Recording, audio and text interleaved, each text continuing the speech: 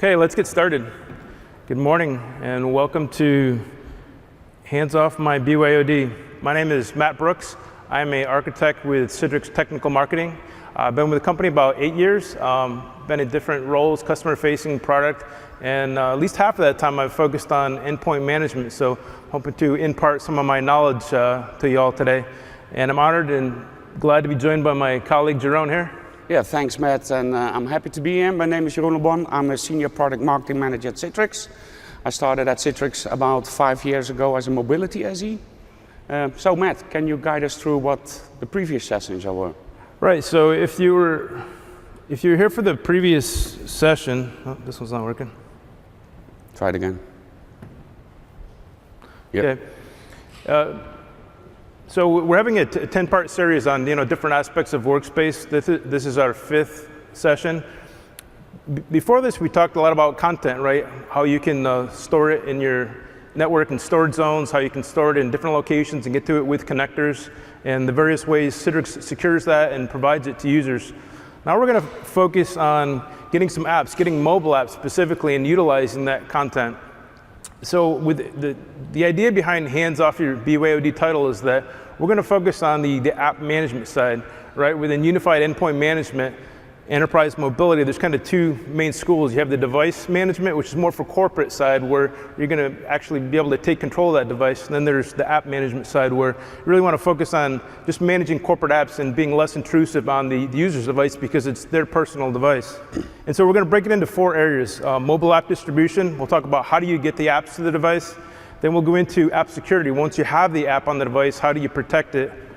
We'll get into app connectivity. Once that app is protected on the device, how does it actually get to the back end and get data, get things it can utilize? And then we'll close it out with talking about conditional access, a very special kind of security where you can allow the app to be used or not used based on conditions on the device, contextual security, if you will.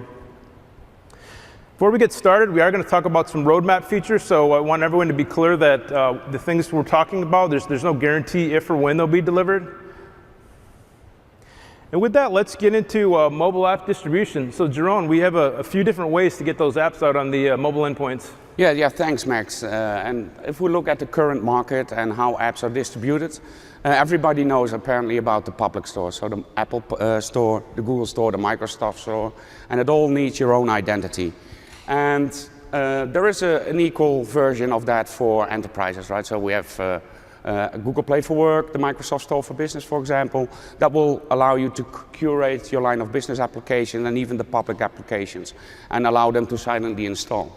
So Citrix also has a version of a private store. So we look at the Citrix Workspace app and the Citrix Secure Hub.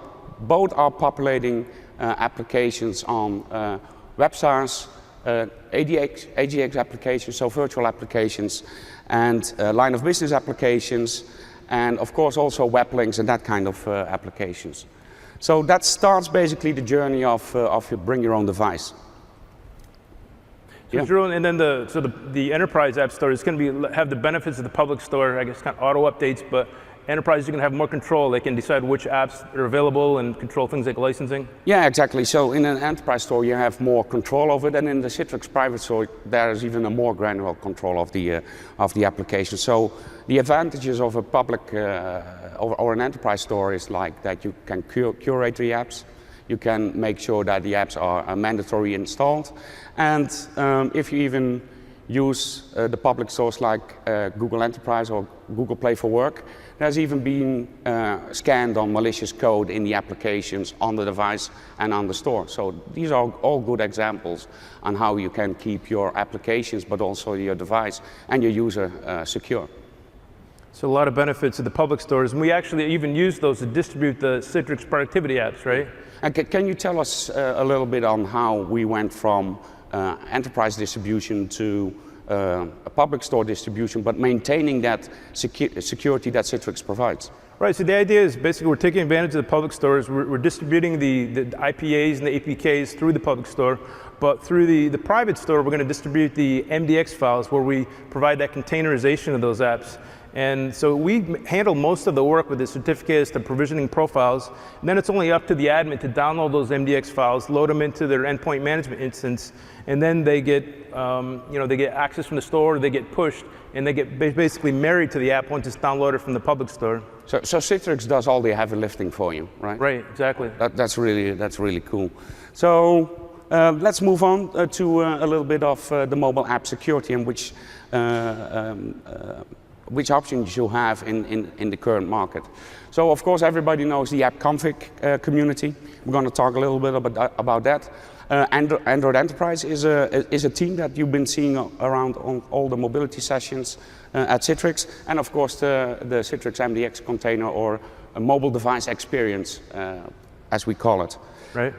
So the Appconfig, what is the Appconfig community? So the Appconfig community is a community-driven solution which provides developers with an SDK to embed keys, basically keys and values, so that a UEM vendor can configure the application. And one of the disadvantages of Appconfig is that you need mobile device management. So it's not completely in the bring your own device space, but it's more in the corporate owned personally enabled space. So there's some benefits that it's standardized, but downside is you have to enroll, so potentially losing a little privacy. Yeah. Exactly, and let's look a little bit at the benefits. So in the enterprise, you can leverage the existing EMN investments. You can use the existing VPN and identity and access management solutions. And well, the discussion there is that the user has the native onboarding experience. So with the enterprise stores and the public stores we have in combination with the Appconfig, you have a greater selection of the business apps. So what's in it for the UEM or the EM vendors? So you leverage the OS best practices, so you can take care of the functionality that the OEM provides, so the functionality Apple provides or Microsoft provides, and you have a larger ecosystem of business apps. So it's basically very simple for us as a UEM provider to attach to that Appconfig, and we are a supporter of the Appconfig, of course. So Jerome, what are some of the features you actually provide through Appconfig? Yeah, so as you can see here, you can do the app configuration, you can do the security policies and the access controls, app tunneling instead of using a separate a VPN solution, so it's all single sign-on and the best user experiences you can get. So that's all some of the advantages you have in the Appconfig community. So if you look at Android Enterprise, and I think some of you already have been visiting some other sessions that include mobility, you will see that Citrix has invested a lot of time of getting acquainted with Android Enterprise and supporting Android Enterprise. So there are basically 4 ways of onboarding an Android Enterprise device. So in a bring your own scenario, all of these would be a fit. If you say to the user that a device factory reset is needed, but the most commonly used in a bring your own device is the EMN token or just your UPN or email address. In our case, we have the EMN token AFW and then XMMobile, still the old name because the solution was ready before Android Enterprise was launched, and it's hard to change the DPC there. The QR code is basically the out-of-the-box experience after the factory reset. The user taps 6 times the screen, and it will go into the auto enrollment by scanning the QR code that Citrix Endpoint Management will provide to you. And the NFC bump is mostly for bulk enrollments. So you configure a master device that has all the configurations into it, like the Wi-Fi, the URL of the XMMobile, of the Citrix Endpoint Management instance. You touch the devices and they automatically enroll. And zero touch is basically almost a non-zero interaction of the user with the enrollment. So he just has to accept the policies, and that's basically all the things he needs to do. Next to that, there are some management profiles. And we're talking in this scenario, of course, of bring your own device, so we're not going to talk about all 4 the management profiles, but we will focus on bring your own device, and that's the work profile. So I think I have a demo for it later on, so we will have that. But what I want to point out, what we show later on in the demo also, is one of my favorite features in Android Enterprise is that the user experience is a choice of the user. So after a user is enrolled into a work profile, he can go into the workspace. That's the app here down on the left you can see. It's a little icon that Google provides when you enroll into the work profile. And if you tap into the settings, the user can choose if all the applications are in a container, or if the user wants the applications like a normal app, badge with a briefcase, and they behave like normal apps. So you can group them, you can move them around the splashboard. So that's a really cool feature, and I really like it. Give the users this choice to use it. So it's flexible and it makes it less intrusive on the user's personal environment. They know which apps are work, which are their personal apps. Yeah, and they can switch it on and off whenever they want. So that's really cool, and that's why I like it. So let's have a look at the demo how a user will enroll into Android Enterprise with Citrix Endpoint Management into the work profile. So of course the user has a device with a PIN code. He will log in. This is a private PIN code. He will open the Play Store. We will check quickly that it's a private Gmail address here, so it's not a corporate address here. He will download Citrix Secure Hub. He will install it, and on installation afterwards, he will open it. So it is installing. The user will open it like any ordinary app. It will ask for some access to specific services. And later on, this will be just access in the work profile. The user types in his UPN, he enrolls, puts in his password, and after this, the work profile creation will start. So this is the agreement he has to check, creates the profile. You see some flips forth between Secure Hub and the device. That's just creating the profile, create a Citrix PIN, and you're enrolled into Citrix Endpoint Management with Android Enterprise. So this is an app that's populated for the user. Secure Mail, everybody knows, I think, Secure Mail. And you will see single sign-on is configured. The user doesn't have to type in anything. We will show you the latest features. And on the bottom right and on the top left, you see a new little blue icon with a key. That means that it's on the work profile. So when the user scrolls through all the first-time user experience, he will have access to Secure Mail. So that's peanuts. So it's like an extra step to add the work profile. Otherwise, it's normal enrollment, getting Secure Mail set up. Exactly. And here you see the Workspace app. You open it, you go to the settings. You see that all the applications are now in the Workspace container. Just flip the switch as a user, and you will see that all the applications are now on the splash screen with an icon, and you can move them around the device wherever you want, group them, put them on your home screen.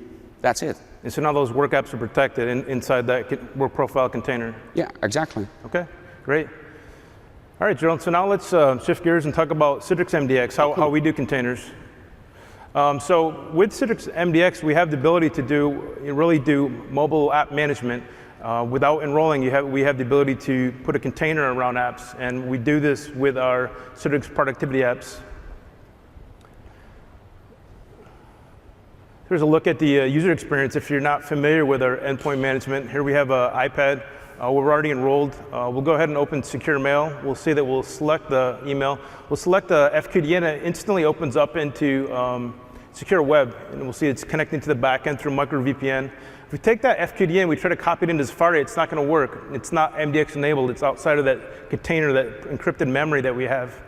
If we go back into our mail here, we open a Word doc, we'll see that we can go ahead and try to do an open into Dropbox, and that's going to fail. Our MDX policies don't allow it. Then if we go ahead and try to copy that into Citrix files, we're allowed to. That's part of the MDX ecosystem here. So once the doc is open, we can go ahead and we can do edits to it. And then when we're done editing, we can go ahead and save that off, and then it's uploaded securely into Citrix files storage in the cloud. And so that's a quick look at the user experience of MDX on the endpoint. So let's take a look at the architecture. And here we see if we have an app, for example, email on a device, by default, it's going to have access to all of this system functions. It can take a picture, it can store files, it can use the network. But at the same time, the downside is that if there's system vulnerabilities or viruses, it's vulnerable to those. If the device is jailbroken, things could access the privacy data, the intellectual property that it's utilizing. Or if there's malware or other apps have malware, it could unknowingly be susceptible as well. By containerizing it, what we're going to do is we're going to put buffers between those system functions. So when that app tries to call platform functions, network functions, or use the memory, it's going to be intercepted. That's the concept of containerization. So now if we have an app that tries to use the camera, we could block that through administrator policy. We could block storing files locally, but we could allow it to be stored through that encrypted container in the memory that all the MDX apps can use. Then if we tried to use the network, we can redirect that to a Citrix micro VPN, and again, control which apps it can get to. And essentially the idea with containerization is that we're going to actually wrap some code around the file. Or the developers can use our SDK to integrate that when it's developed. And once we do that, that's how we put that container around the app itself.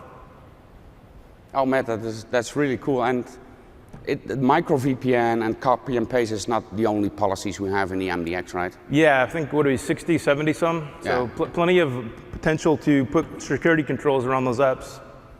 So let's take a look at the admin experience. Here we start in Citrix Cloud. We go into our endpoint management console, and we'll drop into configure. First thing we'll see in our MDX section, we have an MDX service in the cloud. This is where you can upload your IPAs, APKs, and actually wrap your apps. We do this for you. If you check out Citrix Tech Zone, we'll give you some stickers at the end. You'll find a detailed video on doing this for iOS, actually creating those provisioning profiles. Now if we go back and go ahead and open a secure mail in our MDX app section, which we downloaded from citrix.com download section, we'll see some of the policies that we applied. Here we control the copy and paste. Here's the open in that prevented us from going to Dropbox, but allowed us to get to Citrix files. Then here at the bottom, we see the app-specific details. So this is the same layout. And then we go ahead and apply that to our delivery group, and the user has it when once they enroll. Yeah, so that were all the MDX policy you see there, what we provide as Citrix, right? And just to notice that you saw only Android in the MDX option there, but since this week there is also an option for Android Enterprise there. So you can put our MDX application or the MDX file that configures the MDX application into the Citrix endpoint management. So we make it more easier for you to absorb all the applications and all the platforms in Citrix endpoint management. Yeah, right. No, thanks for mentioning that, Jerome. Easy layout, easy wizard, and allows you to select your OS as you go that you need to configure for each particular app. So now we've talked about getting the app on the device, getting a container around it. Let's talk about getting some connectivity for it to get to the back end. So we have a few different options here. We mentioned micro VPN. This is our own device VPN service. This is included with the MDX library. We have our own networking libraries that allow the apps to get set up without using any of the platform functionality. But we also have per app VPN, right? We have Citrix SSO. If you were here for session 3, we talked about mobile SSO, and we utilize that, right? That's important for setting up full VPN, and it's a great user experience. But we're going to focus on micro VPN since we're talking particularly about mobile app management. So we had in the previous piece we have the encryption part of our MDX technology, and now we're going to talk about the connectivity part of our technology. Right, exactly. Another important part of MDX technology. So here's a real high-level architecture. What we're seeing on the left here is basically what we described when we created that MDX container. And in this case, when it goes to make a network call, that call is going to be through our micro VPN library, and it's going to reach out to a Citrix gateway. And that's going to be on-prem, or now we offer in the cloud.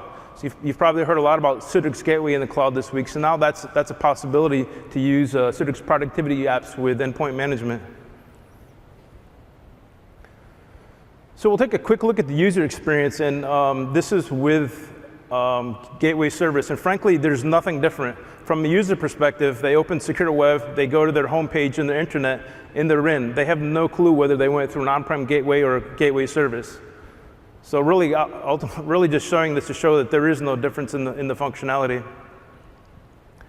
Now let's walk through the architecture of micro VPN just a little bit. So we mentioned, in the absence of micro VPN, which is per app on demand, you may have to set up a full VPN. You make yourself more susceptible to vulnerabilities. You have other apps could hijack that potentially.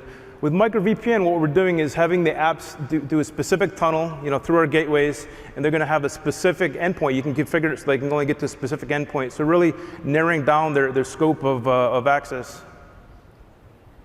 And now, by introducing a gateway service, what we're doing is we're eliminating the data center DMZ setup for your, Citrix ADC on-prem.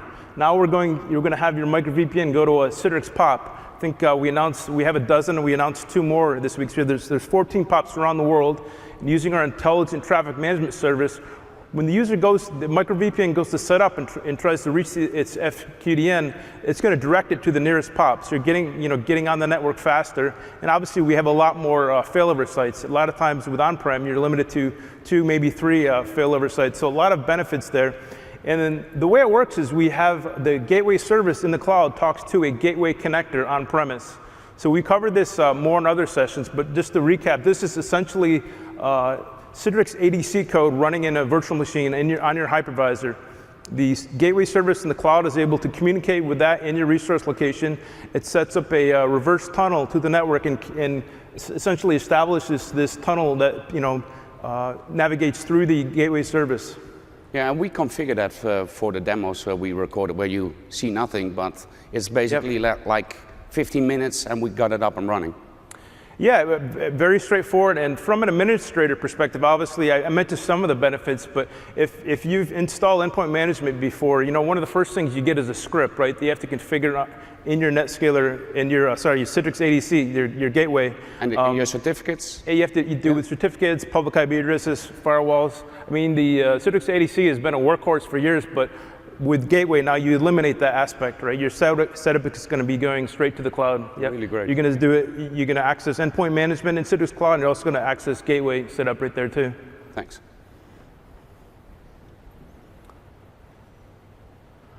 So let's take a look at the administration. So here we dived right into setting up a gateway connector. We're booting a virtual machine. See, it looks like booting a Citrix ADC VPX. At the end, we get an FQDN that's a DHCP IP address and port 8443. We're going to connect to the UI in this virtual machine. We're going to enter our default credentials to access it. Then once we're in, it asks us for some basic information. First thing we'll do is we'll change the password. Obviously, we don't want to use the default we're provided with. And we'll go ahead and have the ability to put in a static IP address. Always a good idea. Get off the HTTP. Last step we need to do to activate it is enter a code, which we're going to get back from the cloud. So back in our resource locations where we downloaded the image, we're going to get this activation code. It's a bit long alphanumeric string. Once we save that off and finish, we'll see that we get a green light on connectivity on the virtual machine itself. And then back in the cloud, we can detect it and verify we have connectivity. So now the gateway service is talking to the gateway connector on-prem. Then back in the endpoint management console, we're going to drop into settings, NetScaler section or gateway service, and we're going to select our resource location. We'll see that this string corresponds, it shows up on your VM if you look back at that. So now that's it. That's it for the setup on the gateway side. Then if we go into our MDX apps, we're actually going to want to we're going to change the network connectivity slightly. So we're using a secure browser initially, right? We're not using full VPN here. So we're going to go ahead and force that to use tunneled web SSO. So initially, we're announcing tech preview, and we're going to support, I think, secure mail and secure web initially, yep, but I'm sure more to come. Okay, so I think we're doing good in time. You may have time to do both of your demos. So now we talked about getting the app on, getting a container, getting access to the back end. Now we're going to talk about conditional access and really making sure that that environment is safe before you go ahead and use the app to access your intellectual property. Yeah, exactly. So we talked about the device, we talked about the user, we talked about the applications. So we have everything in place to provide conditions to the endpoint that allows you to get access to corporate resources. And in this case, in this demo, I chose for Windows 10 endpoint. So Windows 10, we have what, 850 million Windows 10 endpoints are there around the world. Yeah, so anybody here use Windows 10? Yeah, I think most of the audience, right? Yeah, so yeah. pretty popular platform to demo on, yep. Exactly, and the shift to modern management makes it logical that everything goes into one single management interface and that you can set your policies and your restrictions and your application with some easy configuration, clicks and flow to all those different endpoints. You mentioned modern management. I guess that's really getting away from LAN tools to manage the Windows 10 endpoint and using the similar mobility management tools to manage it so you can control it anywhere in the world where it gets on the network or uses apps? Yeah, exactly. So Microsoft changed a lot of things in Windows 10, and basically it's one big framework where they provide all the configuration policies. With every new release they bring, they update them with custom CSPs or a configuration service provider. So it's an XML file that's built on the MDM channel that lets you allow to configure the Windows 10 machine as it was an iOS and Android device.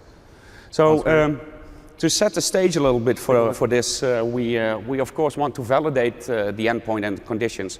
So with Windows 10 is a little bit different. There is no real MEM-only configuration there. So the user needs to onboard it through Azure AD or to Citrix Endpoint Management. So you can get some status of the device. So Windows Health as a station service is a good one to start with. It replies back some of the conditions of the device to Citrix Endpoint Management. So we validate that and we want to update the compliance state. So if anything changed on the app side, on the services side, on the registry side, you have whitelisted app, blacklisted apps, doesn't matter. It should report back into Citrix Endpoint Management and do something with it. And with those actions you can set, you are able to allow and deny access. So this is quite a long demo, about 5 minutes and 30 seconds, but it's one of the hidden gems that we have with Citrix Endpoint Management. So as soon as you enroll a Windows 10 device into Citrix Endpoint Management, what Citrix Cloud does, it will silently install a Windows 10 agent. And with that Windows 10 agent, you can do PowerShell scripts and a lot of other cool stuff. But that Windows agent also replies back the information in JSON format, and we'll see it later on, to the Citrix Endpoint Management and can change the state of the device.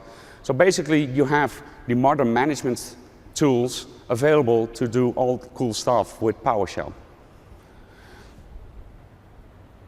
So let's walk through the prerequisites in this compliancy control demo. So we are going to look at the Windows Update services. Just as an example, you can choose any service you want. You just run a PowerShell command to see what services are running. Or you can go to the control pane or the task manager and select the name of the service. So that's really easy. I will show that later on. So we have a very simple PowerShell script. And only that the PowerShell script does is runs the get service command on the machine through the Windows agent. And in this case, it's the Windows Update service. And it requires the status. And the status can be stopped or running. So in the body of the PowerShell, you see the Windows Update status. That's a reference we need to later on to configure the actions and the policies. So basically, we are giving it a name. So when the Windows agent receives the reply back from this short PowerShell command, it will convert it to JSON, and that format will be fed back into Citrix Endpoint Management. So that's step one. You can choose any service or any other thing you want to check there. It's really easy. Step two, when you have the PowerShell script, you upload it as an enterprise application into Citrix Endpoint Management, and you will see that there is a description. This file will be used by the Windows 10 agent, so you don't have to attach it to any delivery groups, because you will deploy the Windows agent through the device later on. So there are the policies configured, and that's basically at this point. So you create a Windows agent policy, and you see on the right you have the add options. And you can add multiple PowerShell scripts, and you just give it a name, make sure that the task type is PowerShell, and you can select the script that you uploaded before, or if you have a central repository where all your scripts are, you can paste in a URL there. And then we added the run scheduler. So normally it was like always, but now you can schedule it in a frequency of 1 hour. We're also looking at to make it more granular, so do it in minutes and at days, so you have more granular control. Change the frequency, yeah. So that's 3, and the 4th and the 5th is of course the action you want to attach to that. So we push the policy, we got the reply back of what the status is of that service, and now we want to set the device in or out of compliance. So that are basically 2 policies. So one is for, of course, for out of compliance, and the other one will be for in of compliance. So you go to the action section into Citrix Endpoint Management, you create a policy there. You see that the policy return value now is Windows 10 agent instead of specific device or user properties. You see the convention name there. That's all the information that we have put in the SQL script or PowerShell script and in the Windows 10 agent. That's reference. You can look it up at other eDocs how specifically the name convention goes. And when the service is stopped, the device is marked as out of compliance, and you have a granular control on how you want to do that also. In this case, I set it to 1 minute, and I think in the other scenario, no, it's not. But you can also set it to 0, and then it will set it directly out of compliance. So we have the second one, similar script, but then it will mark the device as, so Jerome, compliant. Setting the compliance is really important for the device object, right? Yeah. When you toggle that, a lot of things could key in that. Like we had smart access or analytics or third-party threat detection things. They could access through the API and check, is this device compliant or not, and then take actions based on that. So this is a big deal, setting that state, right? Yeah, exactly, and good that you mentioned it, and we will see that in the video also. Citrix Endpoint Management will also directly change the compliance state in Azure Active Directory if the device is enrolled with Autopilot. So if you're using specific Azure applications, you can restrict access to that for the user also. So have a look at, let's have a look at the demo. So we have a Windows 10 machine. This is the console. We go to Analyze. You will see that we have one non-compliant device.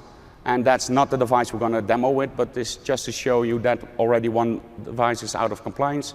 And you see the out of compliance is set to true. So we're going to switch to the demo machine. This is the demo machine. We will run a quick script that will show you the device name. In this case, it's desktop 483 TSL. Now we're going to reference that later so you can see that the device is changed. We have the native mail application. We send the exchange policy to it, and we'll send a test email that should be received. So the user has access to his corporate resources.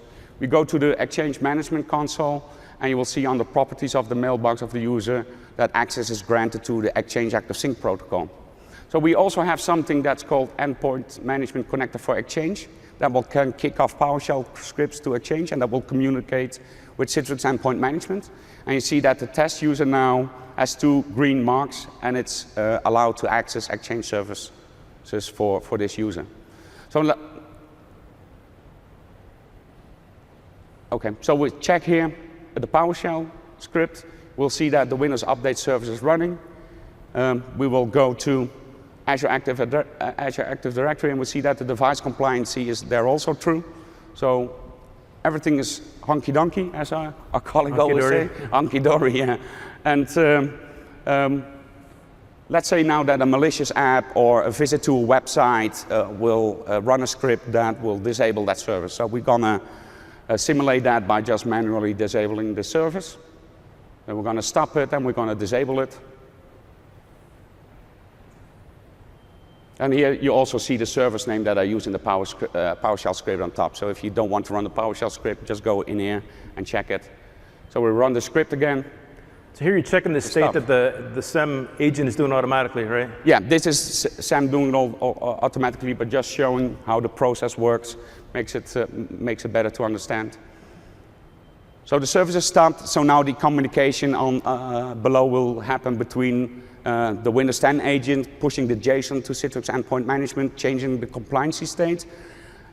The Exchange connector from Citrix will check in with Citrix Endpoint Management, and we'll see, hey, this device is not compliant. We'll send a PowerShell script to the Exchange on-prem services, and we'll disallow access for it. And SEM will also send a command to Azure Active Directory that its compliance status changed. And now we see 2 devices here. And if we check it, you will see that it's the device that we were demoing on, the 4803 TSL. And the compliance state, out of compliance state, is true. So we check the change on Azure Active Directory, do a quick refresh there, and you will see that it changed. So everything you configured on conditional access to Azure Active Directory for this machine will now be out of compliance.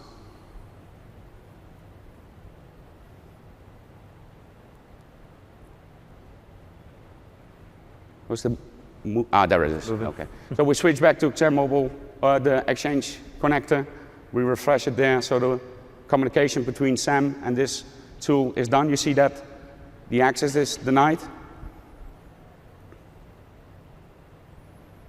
blocked. That's good. And we should switch to the Exchange administrator console, do a quick refresh here, and the status should be changing to access granted to access denied. So I have all components in place now that the device is out of compliance. So the user should not have access to its Exchange ActiveSync protocol. So we do a quick reply to get the ActiveSync protocol working again. And you should see a warning sign popping up there that says an error. And it will show the error code OX68 something. That will mean that communication with the Exchange ActiveSync protocol for this user is not allowed. So basically, we restrict the user from accessing this mailbox. So when that's done, that's nice. You prevent some risk for your organizations. The IT will fix the risk, and the device is compliant again by starting the Windows Update service again. So we're going to revert all the actions we did now with just simply enabling this service again. So we will change back to running.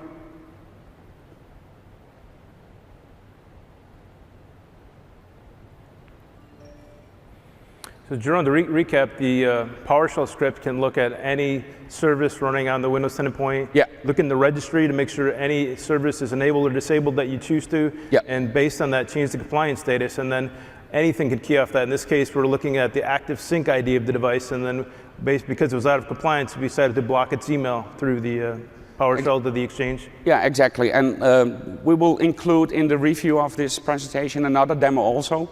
And that's a similar demo as this, but that will check on registry keys. So then the Windows 10 agent with the PowerShell script will check if a specific registry key value is changed and will set the device out of compliance on that. So if you're a hero with PowerShell, you can do basically everything with it. And you see now here that the status is back to allowed. We refresh the sync, and the mail comes back in again.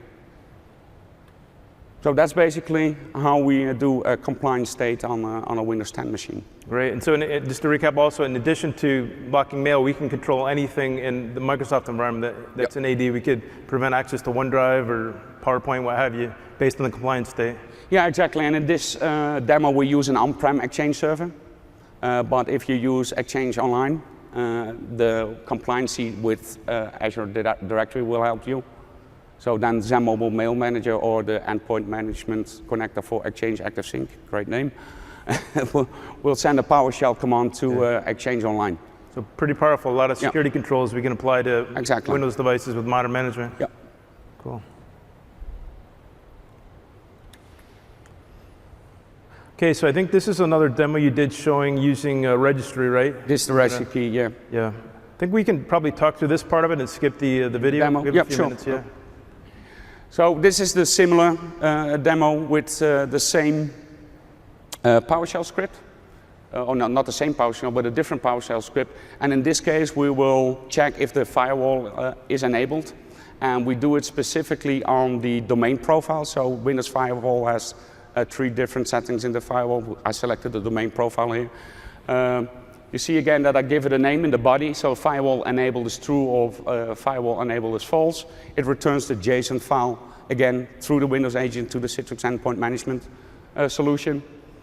You create the same Android Enterprise app again for uploading the PowerShell script.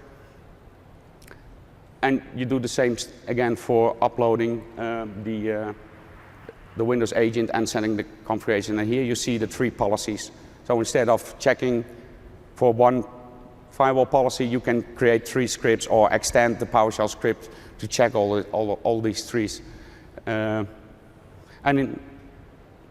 Here is the example that I set the value in the actions to 0, and you will see on the bottom in the summary that it will change to out of compliance immediately. So it's very granular on how you can control these settings. And of course, reverting it back to mark the device as compliant. If you do it once, it's really easy to repeat and do all types of different settings on that. Great. So I think we'll skip through this. You'll be able to download this and see the other video Jerome did on using registry settings. Yeah. So we started a little bit late. We think we have a few more minutes. We'll wrap it up here. Key takeaways, containerization, really important to protecting your apps, particularly on BYOD devices where you may not want to have them enrolled. Citrix Gateway now available to interact with micro VPN. You can use secure mail and secure web without any setup on your premise of a Citrix ADC, Citrix Gateway.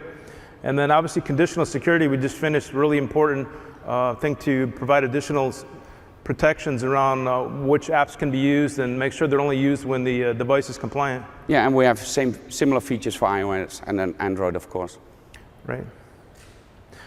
I encourage you to check out TechZone. We have I said there's a video, a tech insight on the MDX iOS container wrapping on micro VPN, and there's always more to come. And hang around, I got plenty of stickers to hand out if you want to put them on your mobile phones or your PCs. So that wraps us up here. The next episode, we talked about, we focused on the app side. Now we're going to talk about device management in the next episode. We're going to get into some of the different platforms, Mac, Raspberry Pi, our Workspace Hub, and a lot of the different security protections we can do using device policies on those endpoints. Yeah. Before you leave, please do the survey in your app. And if you hadn't caught it yet, we have these sessions available on demand through that URI on the citrix.com site. And June 3rd, we'll have the presentations available so you can download and check out those demos we had and Jerome's other one on the registry there. Yeah, and you can always reach out to us here if you have questions, and we are happy to help you out. Yes, and please do give us feedback. That's how we know what to tweak for next time and stuff to add, stuff to change. And do the play the game on if you can. And finally, please tweet about us. If you tweet Citrix Synergy, some money goes to charity. SYN134 is our session name, or this series is called Geek's Guide to the Workspace. This was the 5th session, so halfway down. Has anybody been to all 5 so far? All right, cool. We have some. We'll be giving you all a prize if you make all 10. Hopefully you do. Okay, so it looks like we have a few minutes for questions. Does anybody have any questions for us? If you do, please step up to one of the mics. We'd be happy to take your questions. No. Okay. Okay. If not yet, please hang around and let me give you out some TechZone stickers. But thanks for attending today. Have a good day. Thank you.